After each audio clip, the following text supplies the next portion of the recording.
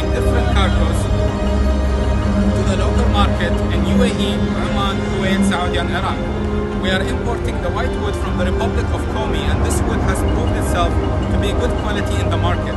Our company has been importing white wood from EECO in Republic of Komi starting in 2018 when we received our first shipment back then. Currently we are working on raising $50 million in order to construct a factory in the Republic with Inzerless company in the near future. And as you can see today we are at Expo in 2020 in Dubai, and our company is being represented here. Thank you very much. Thank you very much. Assalamu alaikum.